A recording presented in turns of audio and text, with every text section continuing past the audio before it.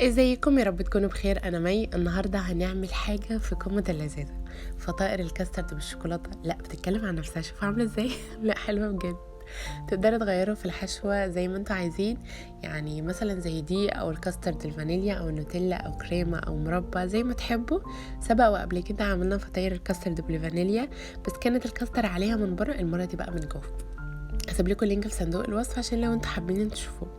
لو اول مره تزوروا قناتي ما تنسوش تشتركوا وتفعلوا الجرس كمان عشان يوصل لكم كل جديد، ولو عجبكم الفيديو ما تنسوش تعملوا له لايك. ويلا نبتدي. اول حاجه نعمل الكريمه كده عشان تلحق تبرد وبعدين تخش التلاجة شويه، تقعد لها شويه كمان في التلاجة. هنحتاج للكريمه نص كوبايه سكر، وكمان صفار بيضه، و3 كوبايات حليب، ومعلقه فانيليا صغيره، ومعلقتين نشا كبيره من بتاعه الاكل. تمام. هنا بقى وانا بفصل الصفارة عن البيض وقعت البيضة كلها. ده يعلمنا كويس جدا ان احنا لازم نغسل البيضة كويس قوي قبل ما نستعملها. وكمان هحتاج معلقة زبدة كبيرة و100 جرام شوكولاتة، ده لو انتوا حابين تعملوه الكاسترد بالشوكولاتة. نبدأ ان احنا نقلب المكونات على البارد كده. حطيت السكر والصفار البيضة و3 كوبايات حليب، وكمان المعلقتين النشا كبار كده من بتاعة الأكل، معلقة الأكل كبيرة كده هرمية، وكمان الفانيليا. نقلبهم كويس جدا وبعدين نرفعهم على النار. اول ما ارفعهم على النار ابدا ان انا اقلب كويس جدا وما اسيبهمش خالص عشان الكريمه ما تكتلش مننا. اول ما خلاص كده استوت بقى واتظبطت كده، انزلها وابدا ان انا احط معلقه الزبده الكبيره واقلب، وبعدين نحط الشوكولاته بتاعتنا. ده لو انتوا حابين ان انتوا تعملوه الكاسترد يعني بالشوكولاته. هنا حسيت ان قوام الكريمه فاتح شويه وانا عايزاه غامق، فحطيت كمان 50 جرام شوكولاته، يعني كده المجموع كلته 150. اقلب كويس جدا، هتسيح بسرعه، وبعدين افرغها في اي حاجه واغطيها بكيس بلاستيك واسيبها تبرد شويه على الرخامه، وبعدين ابدا ان انا احطها في التلاجة عشان عايزين القوام الكريمه ماسك كده، عشان هنشوف هنعمل فيه ايه كمان شويه. ونبدا بقى نعمل العجينه بتاعتنا. وهنا بقى نزلت صورة كده للمكونات. حبايب قلبي قالوا لي يا سينابون يا دونتس، بس للأسف المرة دي فطاير. بس هي فكرة ان احنا نعمل سينابون ودونتس عشان اليومين دول فعلا محتاج سينابون. حطيت معلقتين سكر ومعلقة خميرة ودوبتهم كده في شوية لبن دافي، بس للأسف الكاميرا كانت فصلت. واحتاج كمان بيضة درجة حرارة الغرفة ونص معلقة فانيليا صغيرة. ابدأ ان انا اقلبهم تقليبة كده كل حاجة تمتزج مع بعضها، وبعدين ابدأ انزل بالدقيق.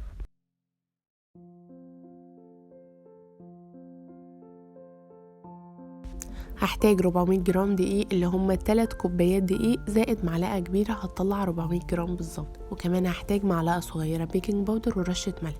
قلبهم تقليبة كده وبعدين ندخلهم على المكونات التانية.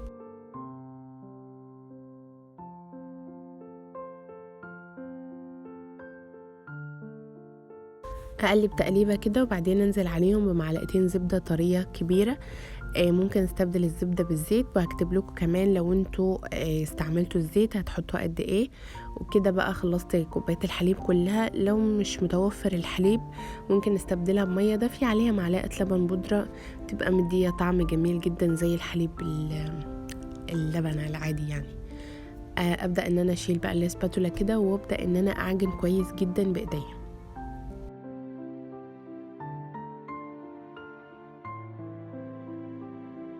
هتلاقوها كده في الاول ان هي ملزقه كده، وبعدين شويه هتسيب ايديكي بقى وتقولك يلا روحي ارحميني. بعدين هنعجن فيها شويه، ومهما نعجن فيها هتلاقيها ان هي مخرفشه شويه. لا كده بقى في حل وسط يرضيني ويرضيها. فنركنها بس على جنب 5 دقايق كده على ما ننضف حواليها كده ونخلص اللي حوالينا. بعدين نرجع نكملها بقى عجن لحد ما يبقى قوام العجينه ناعم كده، مش مخرفش ابدا. هي اصلا العجينه طريه وحلوه ولذيذه كده، ولا بتلزق ولا بتعمل اي حاجه فيك. هي بس كانت مخرفشه شويه، بس لما كل ما نعجن فيها تلاقي ان الخرفشه دي راحت كده. خلاص بقى نركنها على جنب تخمر بقى كويس جدا، عشان اليومين دول بدأ الجو يسقع شويه، هتاخد وقت معاكي شويه. نجيب بقى القالب الكب كيك بتاعنا ونبدأ ان احنا ندهنه دهنة زبدة كده كويسة. موجود القالب ده، موجود مش موجود عارفين انتوا القوالب اللي هي الكب كيك اللي هي الألمونيوم دي، انا معظم الوقت اصلا بجيبها اعمل فيها الكب كيك، عشان القالب ده حجمه صغنون كده ما بيعجبنيش، الكب كيك بتاعه بيبقى صغنون قوي، فانا معظم الوقت بستعمله، تبقى جميله ولذيذه قوي. ده بقى العجينه بعد ما خمرت كده بقى، اشوف شكلها حلو ازاي وحلوه بجد الخطوه دي من احلى الخطوات.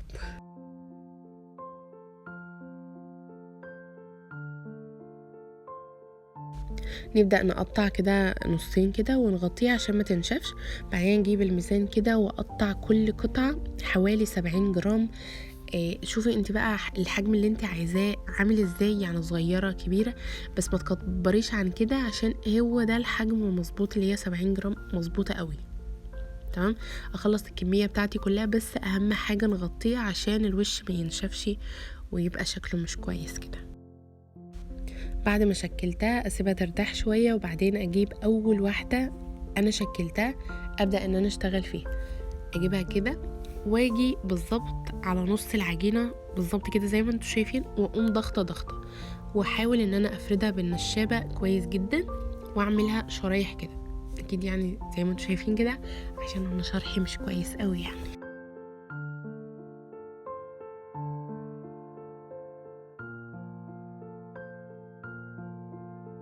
بعد ما شكلتها حاول ان انا اقفلها كويس جدا، عشان لو ما قفلناش كويس كده اول ما تخمر هتلاقوها ان هي نفشت كده والخيوط دي بعدت عن بعضها، وتبقى شبه العنكبوت والاخطبوط كده، شكلها فظيع.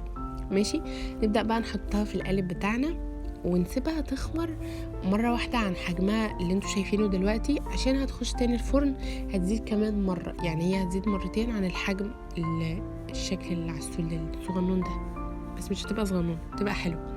خلص بقى الكمية بتاعتي كلها، وزي ما قلت لكم اسيبها تخمر مرة كمان.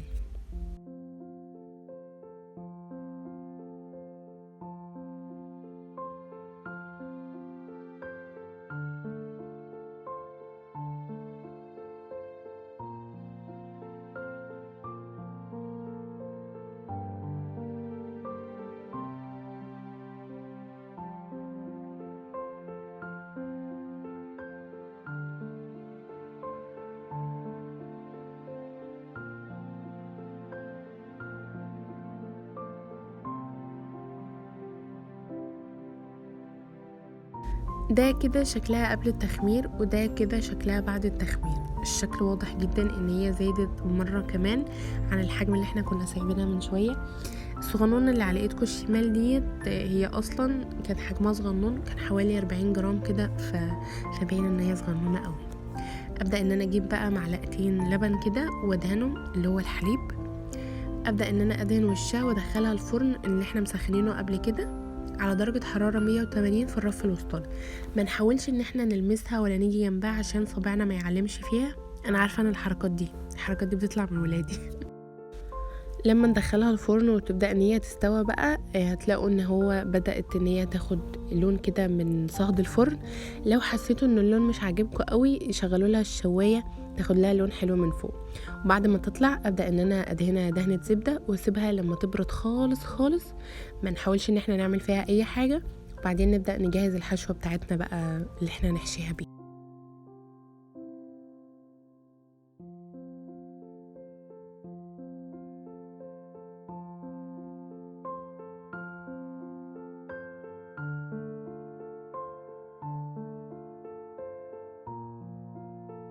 وده كده شكل الكريمه بتاعتنا بعد ما طلعت من التلاجة ماسكه نفسها كده. لو حابين ان انتوا تعملوا الخطوه دي قبلها بيوم مش هتقولكوا لا. تمام، نبدا ان احنا نضربها كده بالمضرب الكهرباء عشان ان هي تبدا ترجع لينه كده، واول ما تتكوا كده على الفطيره تلاقوها باظت كده من كل حته ده بقى اللي ينطبق عليه باظت خالص. ده اخلص بقى الكريمه بتاعتي بعد ما اضربها كده.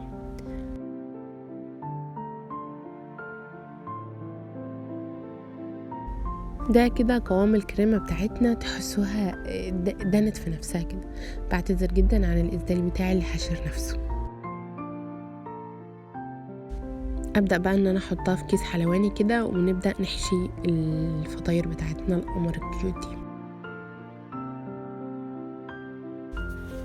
دهنة الزبدة اللي احنا دهناها بتطلعها، يعني بتخليها تطلع كده بسهولة، وفي نفس الوقت بتديلها لون تحفة زي ما انتوا شايفين كده. لو حسيتوا كده ان هي ماسكة كده، هي مش ماسكة من جوه، هي ماسكة بس من الطروف اللي احنا ما كناش دهنينها، اللي هي من فوق دي كده زي ما انتوا شايفين. اخلص الكمية بتاعتي كلها اطلعها كده وابدأ ان انا ادهنها. شوف بتطلع اهي، عشان الاولانية لا دي تاني كمان واحدة تكسفني وما ترضاش تطلع.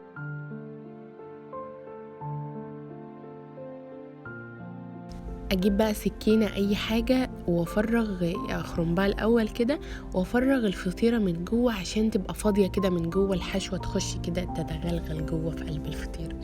ده العيدان الاكل الكوري، انا جايباه عشان اكل بقى الاندومي والولاد. والله الكوريين دول هيضيعوني.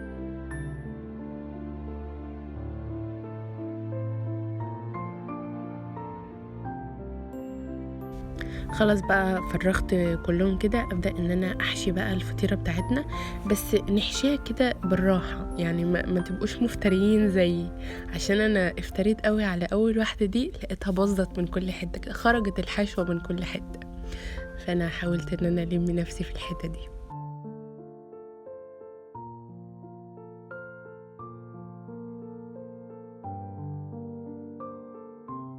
مشكلة الفطاير دي بقى ان ما بتتعنش، يعني ما بتتعنش مدة طويلة. يعني احنا مثلا هنعملها النهاردة ناكل اللي ناكله، واتبقت كام واحدة كده نحطها في التلاجة لتاني يوم. بس اهم حاجة تكون في التلاجة، ما ينفعش برا، لان الحشوة بتاعتها كاستر، ولو قعدت برا هتحمض كده ومش هتبقى حلوة وهتترمى. فلذلك اعملوا كمية صغنونة كده على قد افراد الاسرة، وشوفوا بقى الحشوة عاملة ازاي من جوه، يعني رهيبة. كده الفيديو بتاعنا خلص. لو عجبكم الفيديو ما تنسوش تعملوا لي لايك وتشتركوا في القناة وتفعلوا الجرس كمان عشان يوصل لكم كل جديد. ولو عندكم اي اقتراح لاي وصفة اكتبوها لي في الكومنت وانا هعملها لكم. واشوفكم في فيديوهات تانية، وباي باي.